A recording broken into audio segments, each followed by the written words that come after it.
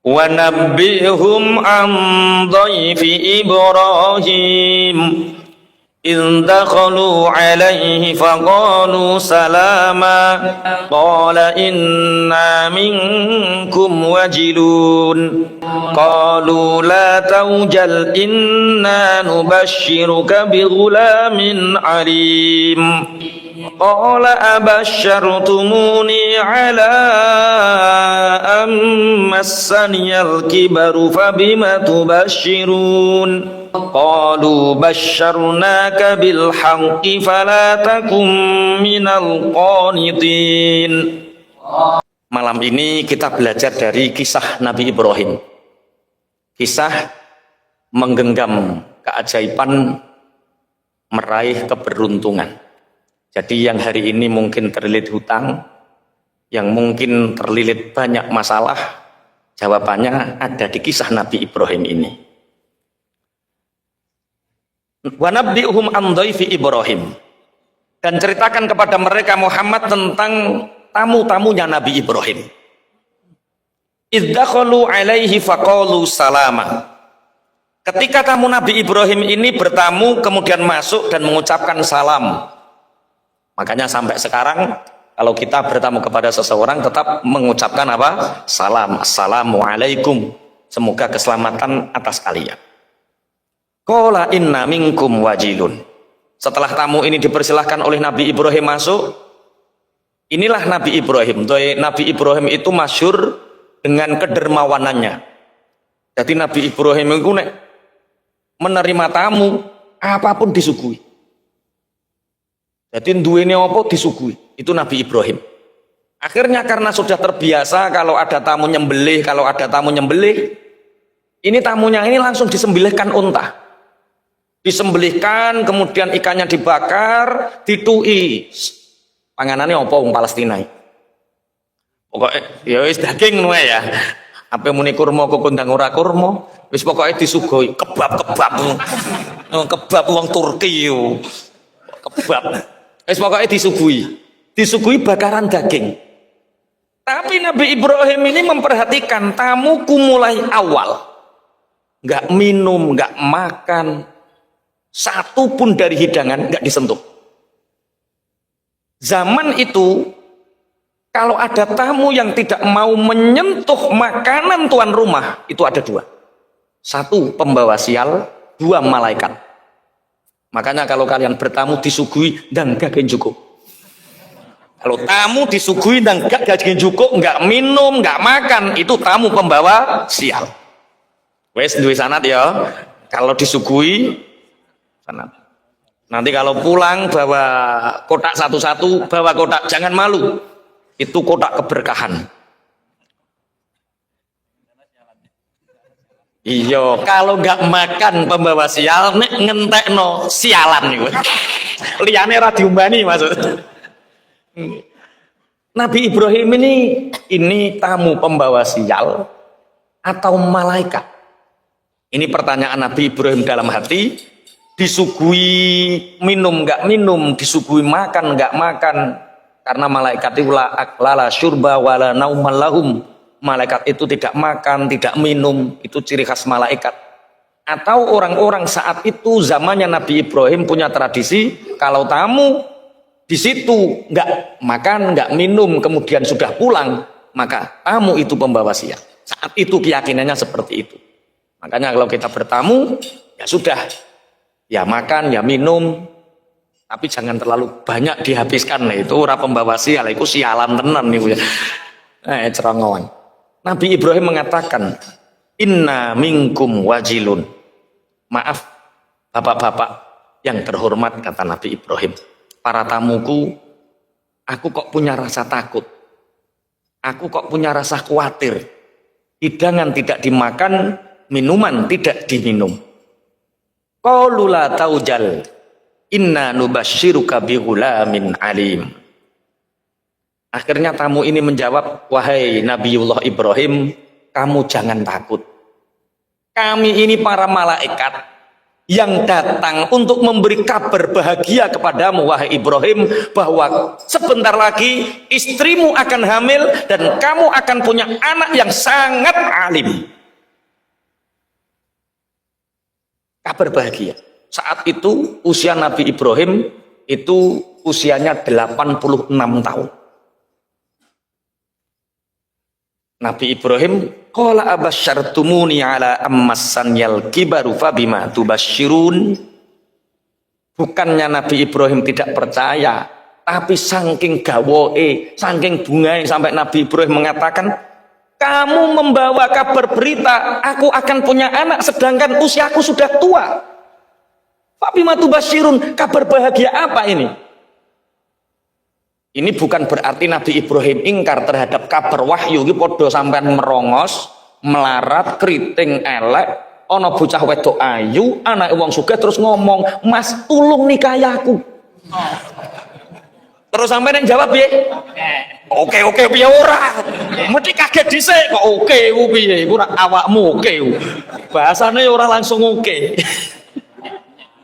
Ini nikah, mesti kan mau nudok to. Sampeyan tak nikah, kan ngoten. Saking syoknya. Nabi Ibrahim 86 tahun menantikan kehadiran anak. 86 tahun Nabi Ibrahim berdoa agar dia diberi keturunan penerus sujud. Tapi 86 tahun doa Nabi Ibrahim belum dikabulkan. Baru dapat kabar saat usia Nabi Ibrahim 86 tahun. Nah, Nabi Ibrahim itu menikah yang pertama dengan siapa?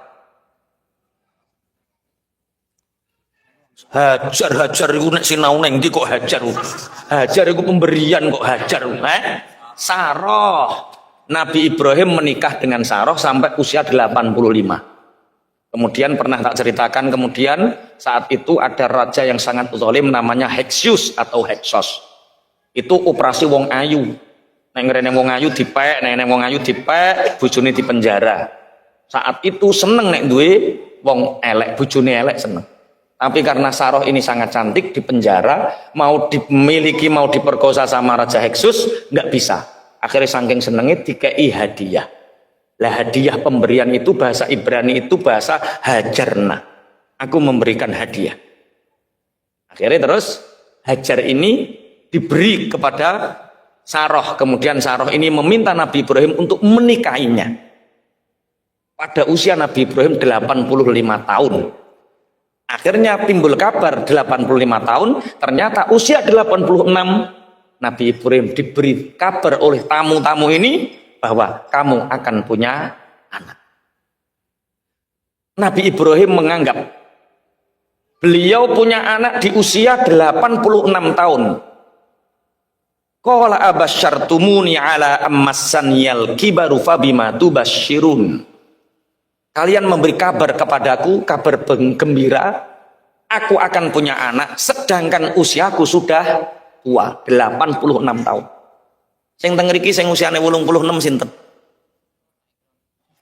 Pak Ikrom, pinten Pak Ikrom? 60 wis ngene kok ya. Iki 86. 60 wis ngene wisan. 86 sampean bisa sampai 86 tahun. Tapi Allah memberi keajaiban bagi orang yang mempercayainya. Nabi Ibrahim tahu bahwa Allah punya kun fayakun. Nabi Ibrahim yakin bahwa Allah punya kun fayakun. Makanya hari ini yang menganggap hidupnya sulit dan seakan-akan mustahil untuk bisa keluar dari kesulitan itu, yakinlah bahwa Allah punya kun fayakunnya. Allah memberikan keajaiban bagi orang yang mempercayainya. Mempercayai itu iman. Makanya ciri khas orang yang beriman adalah percaya. Percaya dulu. Utangmu banyak, lunas, yakin lunas. Urung-urung wis konitin no. Lah wong urung-urung wis empuh. Mulane iki sing cek guyu-guyu utange ya lunas, nek cek iso guyu lunas. Sing ora iso guyu iku wis ora ngarah lunas wis. Wes guyu dhisik ya. Nek guyu mesti lunas. Oke. Yakin. Yang mungkin hari ini pangapunten punya masalah anak. Semua orang punya masalah. Masalahnya beda-beda. Ada yang mungkin anaknya nggak bisa ditoto, anaknya nakal, mungkin punya masalah dengan istrinya, mungkin punya masalah dengan kesulitan ekonominya, mungkin punya masalah dengan bisnisnya. Tidak ada masalah yang tidak selesai selama kita punya iman. Tidak ada masalah yang tidak selesai selama kita punya keyakinan bahwa masalah itu pasti akan selesai. Allah memberi keajaiban bagi orang yang mempercayainya. Nabi Ibrahim 86 tahun pangapunten menanti kehadiran anak. Kemudian diberi kabar bahagia bahwa dia akan kedatangan anak. Senenge kaya wa fa bima tubasyiru qalu basyarnaka bil haqqi fala takum minal qanitin.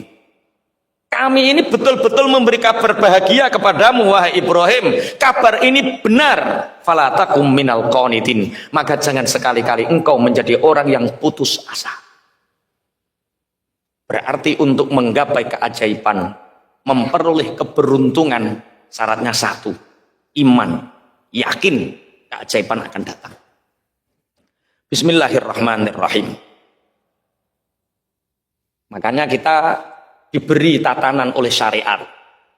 Seberat apapun masalah kita, misal masalah kita segunung, maka penyelesaian Allah itu sebumi. Cara Allah menyelesaikan masalah kita, kita lebih besar daripada masalah kita sendiri. Yakin. Wis umpama sampean duwe masalah. Sapa sing duwe masalah akeh sapa? Mas Aga iku. Wis Mas Aga. Masalah akeh.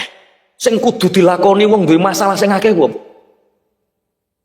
Senjatamu ben masalahmu selesai ku. Misal masalah hutang, misal ora sampean kok duwe hutang ora, misal ketika kita punya hutang, ketika kita anak kita nakal, ketika pangapunten ekonomi kita sulit atau apapun yang mengganggu pikiran waktu kita. Mungkin sakit yang tidak sembuh-sembuh, itu untuk kita keluar dari masalah, untuk menggapai keajaiban, memperoleh keberuntungan, sehingga Allah mengurai masalah itu. Yang pertama yang dilakukan apa? Percaya bahwa masalah itu akan terlewati. Yang kedua, sabar. Yang ketiga, ikhtiar nomor piro? 3. Di era pernah ndonga deh. Setelah kamu punya keimanan, punya iman, yang dilakukan itu berdoa. Doa itu pusaka pertama, bukan terakhir. Ojo keliru. Pokoknya wis tak lakoni dhisik Pak Yai. Ikhtiar apa-apa tak lakoni, kok tak barengi doa. Doa terakhir deh. Padahal Rasulullah itu dawuh ad-du'a usilahul mukmin. Doa adalah senjatanya orang mukmin. Doa adalah senjatanya orang mukmin. Dan hari ini tanggal 16 Rajab, Rasulullah bersabda inna rajaba syahrullah titik kokunutoy. Rajab ini sungguh ini adalah bulannya Allah. Siapa yang memohon kepada Allah diijabah oleh Allah. Siapa yang meminta kepada Allah di bulannya Allah ini diijabah oleh Allah. Maka kita setelah meyakini masalah kita akan selesai, setelah kita punya keyakinan bahwa Allah akan memberi keajaiban kepada kita, tidak ada yang tidak mungkin bagi Allah. Allah punya kun fayakun. Setelah kita punya keimanan seperti itu, teruslah berdoa, karena doa ini pusaka sing paling ampuh. Ikhtiariku guri-guri dhisik. Doa ini dincepno tenan, apalagi di bulan Rajab, karena Rajab ini bulannya Allah. Bismillahirrahmanirrahim. Di bulan Rajab itu yang paling utama, amalan yang paling utama di bulan Rajab itu istighfar. Kenapa istighfar? Ya karena Rajab ini bulannya Allah. Maka bersandarlah kepada Allah, iktimat Allah, senden nenggone Allah dengan memperbanyak istighfar. Istighfar niku napa? Astaghfirullahalazim alladzi la ilaha illa huwal hayyul qayyum wa atubu ilaih, sebanyak-banyaknya. Dulu Imam Al-Jauzi pernah menceritakan dalam sebuah kisah. Ada seorang ulama masyhur namanya Ahmad bin Hambal. Beliau hidup di tahun 788 Masehi atau 164 Hijriah. Sekarang 1444. Berarti Ahmad bin Hambal sudah melebihi 1000 tahun. 1200 tahun. 1200 tahun yang lalu ada satu kisah di mana Imam Ahmad bin Hambal yang beliau berdomisili di Baghdad. Baghdad itu sekarang ikut mana? Irak. Entah kenapa dia punya tanggungan santri, dia punya banyak murid, dia punya kajian-kajian rutin seperti ini. Tapi hatinya tidak bisa diingkari, rindu akan Syam. Rindu ingin ke Syam, ke Suriah, ke Palestina, ke Israel. Dia ingin sekali ke Syam. Aku kok iso kepingin yang Syam ini opo? Kok tiba-tiba kangen ke sana, ini ada apa? Dan ini rindu ini zauq ini tidak bisa dihentikan. Akhirnya coro saiki menyiapkan bekal ya, tuku paspor, visa, tiket pesawat dari Baghdad menuju ke Syam. Beliau melakukan perjalanan demi sesuatu yang dia tidak tahu ini apa. Akhirnya di Syam, dia masuk ke negara Syam. Akhirnya dia bermalam di masjid. Bermalam di masjid, jamaah sholat isya di masjid. Ketika itu di Syam ada peraturan takmir masjid yang sekarang mirip-mirip takmir hari ini. Itu Imam Ahmad bin Hambal itu mau iktikaf, sama marbot masjidnya itu disuruh keluar. Syekh, ini masjidnya maaf mau saya kunci. Tidak bolehkah saya bermalam di sini semalam saja sebelum saya melanjutkan perjalanan? Kata marbotnya, tidak. Ini sudah menjadi keputusan kami bahwa masjid kalau malam dikunci. Tulung wong Syam ki aja tiru. Tulung wong Syam ki aja tiru. Ya sudah, aku tak keluar di teras. Kemudian dikunci di teras. Masih disuruh keluar. Ahmad bin Hambal mengutarakan beberapa dalil jenenge ulama masyhur. Saat itu kita bisa bayangkan kan, belum ada WA, belum ada apa, orang di Indonesia saja sudah mengenal Ahmad bin Hambal. Orang di Syam saja sudah mengenal Ahmad bin Hambal, padahal belum ada teknologi. Saat itu sampai, tidakkah boleh aku bermalam di sini? Pangapunten, saya tidak boleh. Ini bukan terasnya yang aku kunci, pagarnya mau saya kunci. Lho sampean kok guyu ono tenan iki ono. Saya pernah mengalami di Gresik ngidul ngono lho, arah Lamongan. Padahal aku dikawal wong gondrong. Sing awal wis gondrong, sing sitok nganggo jaket banser padahal lho. Ijik diusir, Pak. Perkara ape dikunci. Ternyata Ahmad bin Hambal merasakan hal yang sama. Oh, aku wis duwe sanad berarti wis nglakoni. Nek kowe kan urung to. Ahmad bin Hambal. Akhirnya saking marahnya marbot karena Ahmad bin Hambal mengutarakan ini Baitullah. Ini bukan milikmu. Kamu bukan penguasa di sini. Ini milik Allah. Kamu pelayannya Allah. Didorong Ahmad bin Hambal sampai hampir jatuh.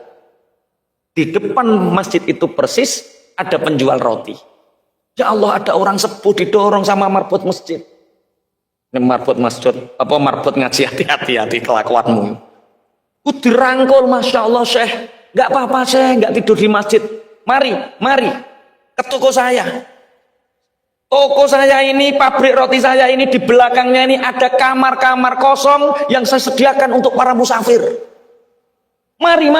Perkara tukang roti ini ngerti, nek eneng wong pingin turun masjid diusir, akhirnya dia nggawe kamar kosong kanggo khusus para musafir. Iku kudu mbok tiru. Makanya orang muslim kaya itu penting. Kadal fakru ayyakuna kufron. Kalau kita kaya kita bisa membantu. Ini gak wong sugih gak iso gawe ruangan ini. Akhirnya Syekh Ahmad bin Hambal ini tidur di istirahat di penjual roti ini. Kemudian setelah toko rotinya ini tutup, kemudian penjualnya ini masuk ke dalam kamar. Tengah malam penjual roti ini ngadoni roti. Nek dibiyen kan ya ora ono mesin. Ini umi-umi. Dilihat sama Ahmad bin Hambal ini. Ketika beliau mau sholat malam, dilihat. Dia ngadoni roti itu cangkeme umi-umi. Dilihat. Astaghfirullahaladzim. Alladzi la ilaha illa huwal hayyul qayyum wa atubu ilaik. Astaghfirullahaladzim. Alladzi la ilaha illa huwal hayyul qayyum wa atubu ilaik. Astaghfirullahaladzim. Alladzi la ilaha illa huwal hayyul qayyum wa atubu. Ini lisannya selalu mengucapkan itu. Syekh Ahmad bin Hambal bertanya, Pak, dalam Syekh, berapa tahun engkau mulazamah, berapa tahun panjenengan istiqomah mulazamah melafatkan istighfar ketika mengaduk rotimu dan ketika engkau melayani pembelimu?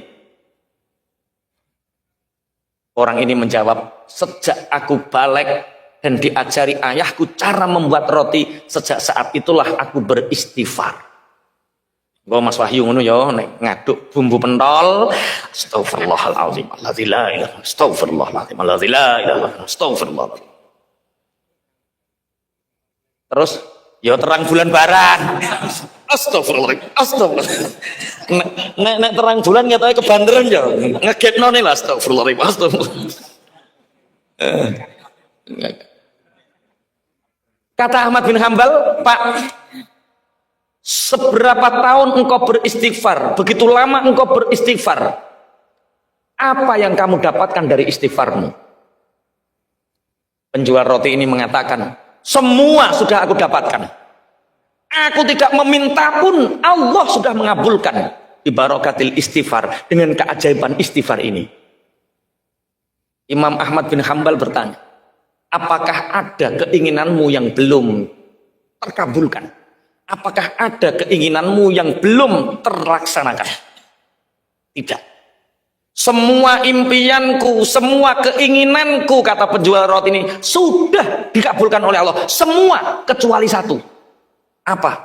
Saya ingin sekali mencium tangan Syekh Ahmad bin Hambal dan sampai hari ini belum terkabulkan.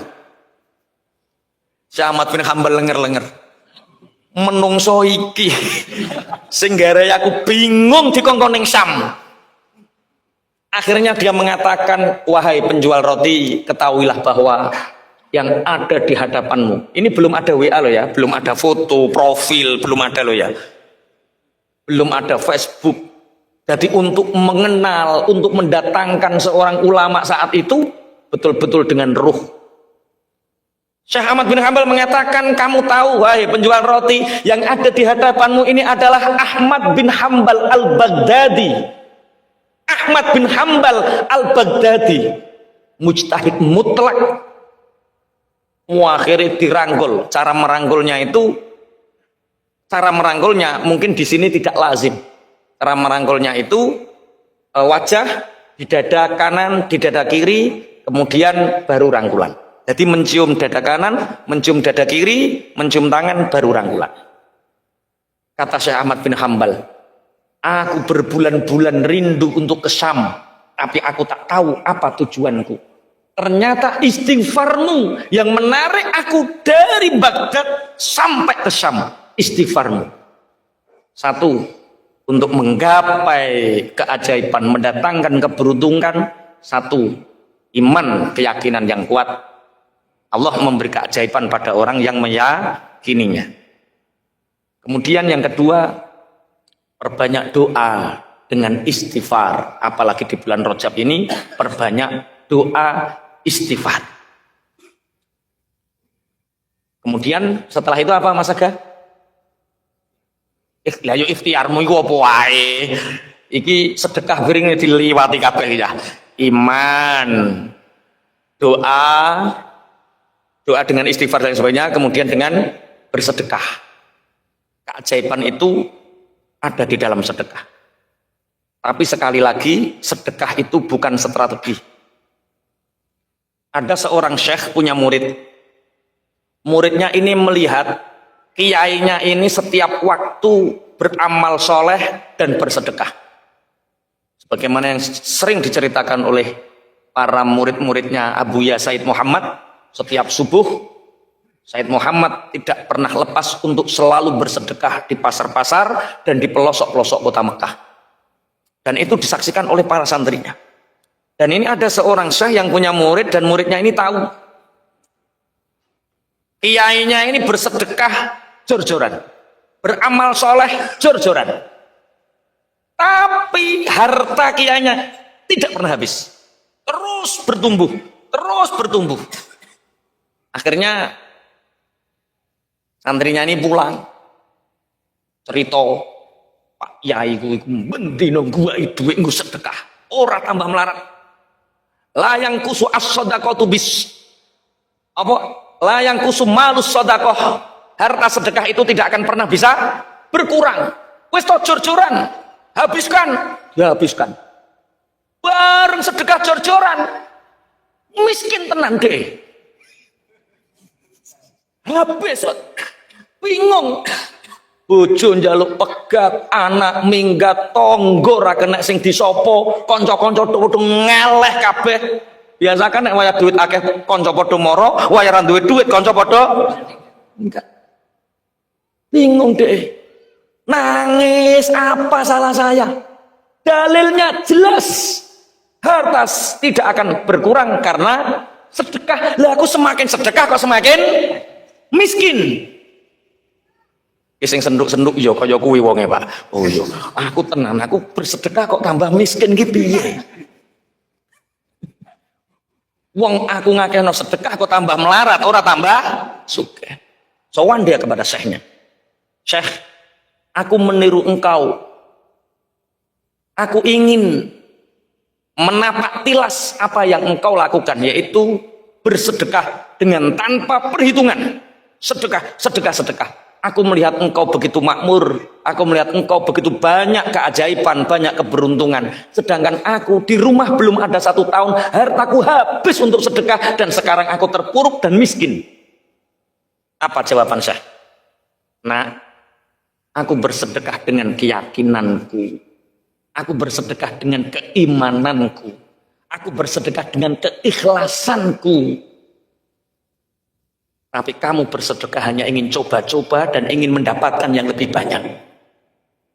Kamu menjadikan sedekah sebagai strategi, bukan burhan, bukan tanda iman. Ini paham toh maksudnya? Dadekno sedekah sebagai strategi untuk mendapatkan hal duniawi, bangkrut gue. Tak percaya jajal. Neneng sing wani? Jujur, aku sedekah kok tambah melarat. Oh, berarti tandamu utek strategi. Nek kowe kepengin sugih, belajar ilmu bisnis nang IIBF ngene gak apa-apa. Strategi bisnis, ojo jadikan sedekah sebagai strategi bisnis. Sedekah itu burhan. Burhan itu tanda iman. Aku bersedekah dengan keyakinan, sedangkan kamu bersedekah hanya coba-coba. Wes, nek sedekah ojo jajal-jajalan. Kok sedekah tambah melarat, iku tandane jajal-jajalan. Masing guyu iya ya wis jajal-jajalan kae. Tak jajal lo aku ding 10.000 saiki dadi 100.000. Tak jajalne kok 500.000 dadak dadi 1 juta. Ya wis jajalne 10 juta, gak oleh apa-apa.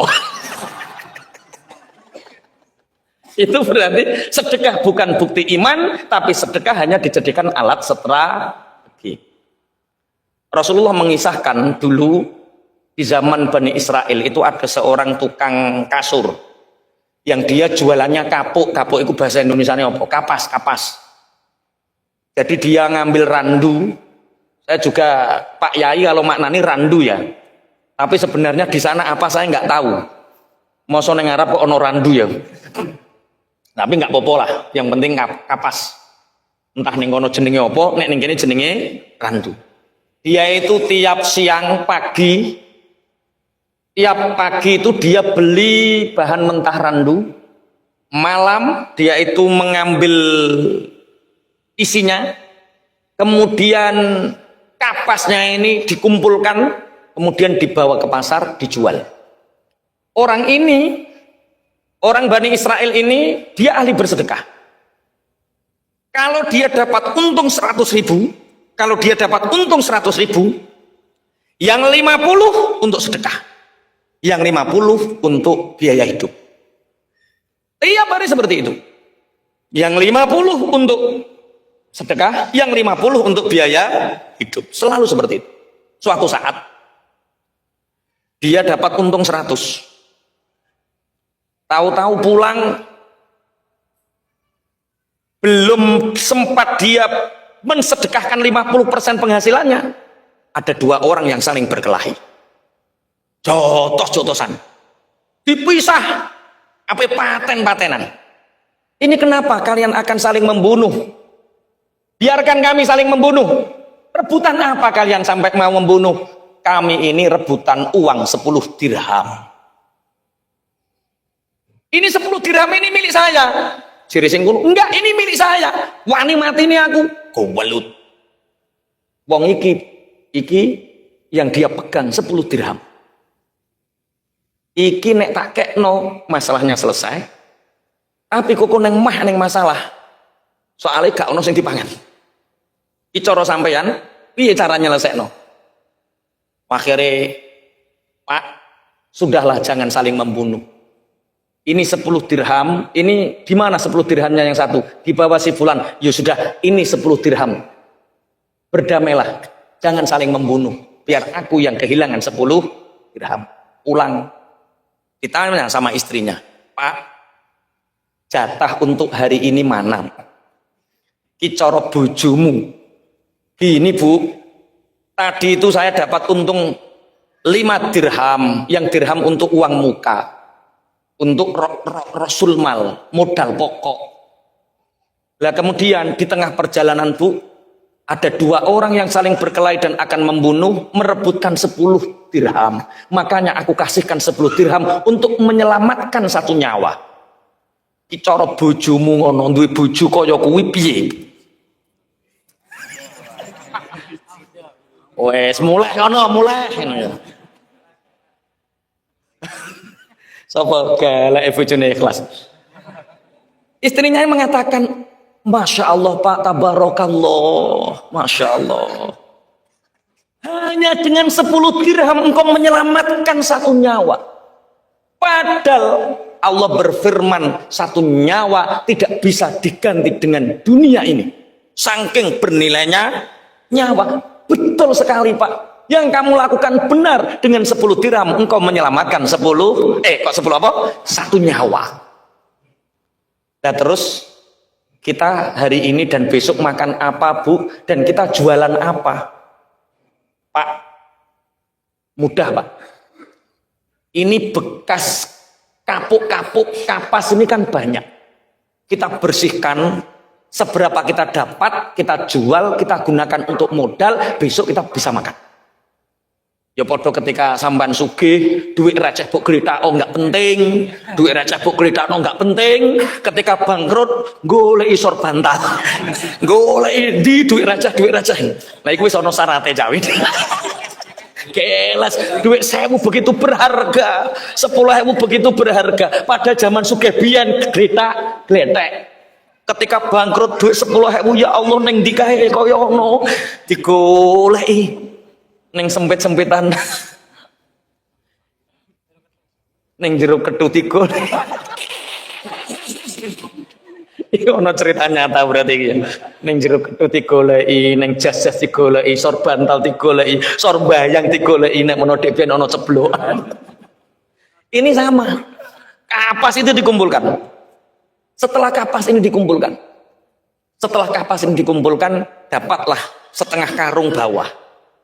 Dibawa ke pasar, nggak laku soalnya kapas ini sudah agak berwarna hitam, wong jenenge siso-siso, nggak ada. Akhirnya bertemulah dua orang yang sama-sama sial. Makanya kalau orang bangkrut ketemu bangkrut, tanda plus ketemu plus. Jedak apa piye? Sing urip plus ketemu men ya. Ya iku iki nyalai plus ketemu. Nah ini orang sial ketemu sial. Yang satu bawa kapuk, yang satu bawa ikan. Nelayan ini punya 2 ikan yang hampir busuk karena nggak ada yang mau beli. Sedangkan yang satu bawa kain kapas, yang lusuh dan tidak laku. Kedua orang sama bertemu. Cara saiki padha jagonge padha padha ngopi ning ngisore wit. Piye lek kabare? Siap. Apa jelas sampean padha. Piye sial piye. Saya itu hanya punya 2 ikan. Tiap hari kami ini pelaut nelayan, tiap hari makan ikan. Kami nggak butuh ikan ini, saya jual kemana-mana nggak laku karena hampir busuk. Tapi kamu sudah makan, hanya butuh dagangan saya itu, hanya butuh barter. Lah cocok jere sing tukang kapuk. Saya itu butuh makan, walaupun ikan hampir busuk nggak apa-apa. Tapi saya hanya punya ini kapas ini, tapi warnanya juga sudah buruk. Nggak apa-apa, yang penting aku mulai nggawa barang dagangan. Ya wis barter. Sing sitok mulai nggawa kapas, sing sitok nggawa iwak. Sampailah di rumah sama istrinya, bagaimana Bapak? Alhamdulillah Bu, kita akan makan kenyang. Ikan dari laut. Segar Pak? Enggak, hampir busuk. Disigar ikannya. Ketika itu ada butiran-butiran putih keluar. Ini apa? Dilihat. Pak, iki opo Pak? Kok modelnya kok putih? Kok ora dudu taine iwak atos mengkilat berkilau? Ciri endi to Bu? Iki apa iki? Coba tak tanyakan temanku di bawah. Temannya ini bakul emas. Ini format keberuntungan. Jadi apa nek ngarane? Remote keberuntungan. Jadi Allah memberi keajaiban kepada orang yang mempercayainya. Kemudian dari keajaiban itu akan banyak mendatangkan keberuntungan. Keberuntungan ini dihadirkan oleh Allah, bukan kita yang menghadirkan. Termasuk penjual kapas ini dihadirkan, ada mutiara di situ, dia nggak tahu kalau ini mutiara. Sayang tanyanya sama orang bakul emas. Sama bakul emas, kelihatannya ini mutiara Mas, kelihatannya loh. Wong saya bakul emas, saya nggak tahu. Lah punya relasi bakul mutiara banyak. Cara saiki tak teleponkan. Cara Sherlock. Cara biyen rongono Sherlock. Pasar sana, kesanalah kamu. Akhirnya ke sana. Pak, saya ini punya ini ada 5. Butiran putih ini apa? Dilihat. Oh, ini mutiara Mas, asli mutiara. Ini harganya mahal. Coba ini kalau nggak beruntung, ini orang ini nggak tahu lah. Kalau dia nggak ajaib, nggak beruntung, orang ini pasti nipu. Makanya sampai cek pengusaha yang hari ini sama Allah ditumbuhkan, itu karena memang Allah menghadirkan di sisi mereka orang-orang yang membantu keberuntungannya. Sehebat apapun teorimu, sehebat apapun ilmu bisnismu, tapi kalau Allah menghadirkan garangan-garangan yang pinggirmu, habis dunyomu. Loh nih. Sing garangan yang guyu yo. Ini nih. Lah harganya berapa, Pak? Kalau saya beli sih seperti ini 40.000 dirham. Dia hanya menyelamatkan 10 dirham. Dikasih sama Allah. Kalau saya sih belinya hanya 40.000 dirham. Itu saya karena saya ini pengusaha berlian yang bawah. Kalau kamu nemui teman saya lagi, lebih mahal. Lu zaman biyen ono wong jujur ngene iki, Pak. Nek cara saiki sampean nuteke piye? Keuntungan modal sekecil-kecilnya, keuntungan sebesar-besarnya. Mulane ora ajaib hidupmu itu. Hidupmu ruwet ya ngono kuwi. Ini keajaiban didatangkan oleh Allah. Kalau di sana Mas, beraninya 80.000 loh. Kalau saya hanya 40.000. Ya wis wong ada 5 saja toh Pak. Sampean beli nggak apa-apa 40.000 dirham, nanti sisanya tak bawa ke rumah temennya sampean. Di rumah temennya. Wah, ini kalau saya berani 80.000. Tapi ada pengusaha yang lebih munafik lagi, 120.000 Mas. Gimana? Kamu bawa ke sana atau ke sini? Ya kamu tak kasih 1 lah. Antum rezeki. Wong nek wis tau katok ya antum rezeki Mas. Tapi nek pengusaha lagi bangkit rong tau bangkrut ya dek walah profit ngono sing dipikir. Ora tek antum rezekine ora. Akhirnya dibawa yang berani membeli 120.000. Kaya mendadak. Setelah sampai rumah, datanglah pengemis. Assalamualaikum. Pak, 3 hari saya belum makan. Sudilah kiranya Bapak memberi saya sedekah. Dicoro bojomu jadi OKB. Orang kaya baru. Ada pengemis seperti ini, apa yang dilakukan? Teladung. Penyakit OKB, orang kaya baru. Katanya seperti ini. Bu, itu ada orang kasih makan. Istrinya mengatakan, Pak, astagfirullah Pak, kita diuji sama Allah Pak. Lah gimana tuh Bu? Ketika Bapak hanya punya uang 10 dirham, Bapak bersedekahnya 5 dirham. Besok yang kita makan kita nggak tahu, kita besok makan cari hari ini, Bapak berani bersedekah 50%. Kita ini kaya Pak.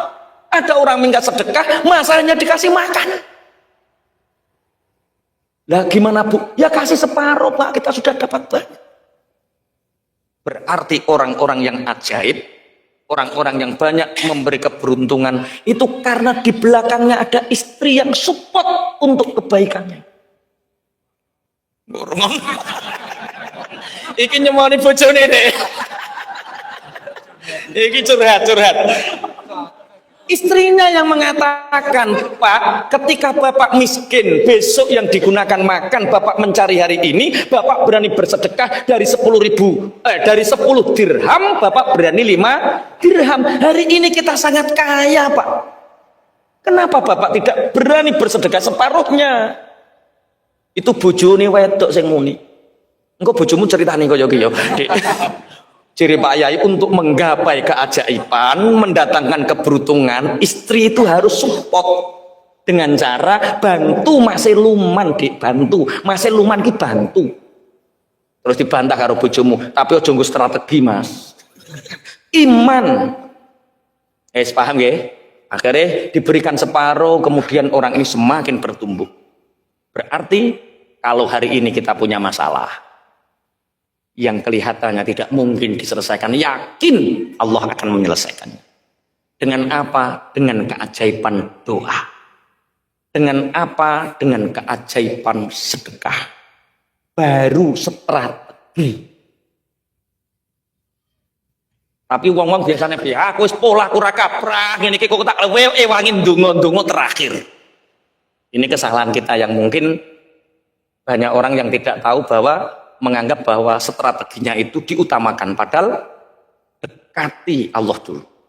Dengan keyakinan imanmu, dengan doamu, dengan strategimu, akhirnya Allah akan mendatangkan keajaiban bersamaan dengan keberuntungan yang diraih. Allahumma amin. Nabi Ibrahim usia 86 tahun, seakan-akan dia tidak punya anak, tapi Allah mendatangkan keajaiban itu dengan apa? Dengan hadirnya seorang anak yang bernama Ismail. Wa nabihum an dhaifi Ibrahim. Qalu basyarnaka. Tapi kadang orang itu, contoh, ini rata-rata yang hadir usianya sudah ada 40. Banyak yang lebih 40 atau kurang 40. Lebih ya, berarti kira-kira wis do ape madhep to ya kira-kira ya. Kira-kira wis jujur wae lah, jujur wae. Kira-kira. Ini orang yang usianya 40 tahun ke atas itu seperti orang yang umroh. Umroh itu paling di berapa hari lumrah sangang dino, 13 dino. Orang umroh, ini sebelum saya bercerita tentang orang umroh, misal Cak Win, misal sampeyan duwe duit 1 juta, ono 100.000, ono 50.000, ono 2.000. Terus duit 1 juta iki mbok gawa salat Jumat kabeh. 100.000, 50.000, 2.000, ono 1 juta, berarti 1 juta 2.000. Kemudian ada kotak lewat, kira-kira sing mbok odos.